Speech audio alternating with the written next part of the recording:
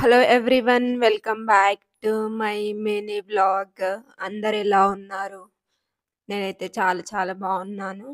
So, ఈరోజు ఈ mini vlog వచ్చేసి ఈరోజు శ్రావణం అయితే స్టార్ట్ అయిపోయింది కదా! సో, పొద్దున్నే లేచి ఇల్లు మొత్తం అయితే క్లీన్ చేసేసుకొని దేవుడి గదిలో అయితే దేవుడి గది అంటే మాది రెంట్ హౌస్ అండి.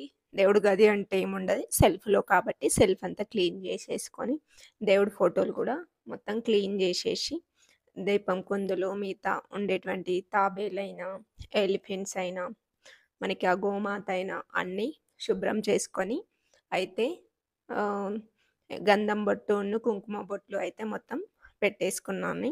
సో, అవి పైకి ఉండడం వల్ల మనకి మంచిగా నీట్‌గా కూర్చొని అయితే పూజ అయితే చేసుకోరాదు కదా!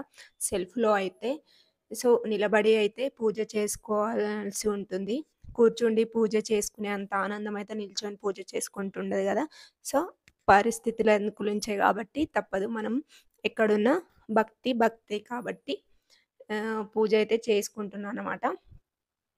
సో, అలా బొట్లు అన్నీ పెట్టేసుకున్న తర్వాత ఆయిల్ అయితే అన్ని కింద పెట్టేసుకున్న తర్వాత సెల్ఫ్‌లో పైకి పెట్టేసి అయితే దీపం అయితే ముట్టించాను.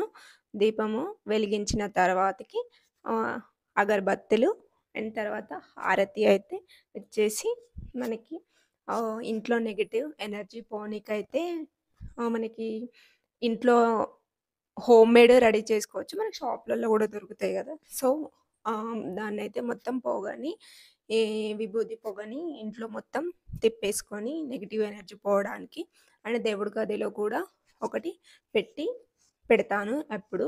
బయటకొకటి దేవుడి గదిలో ఒకటి అయితే పెడతానన్నమాట.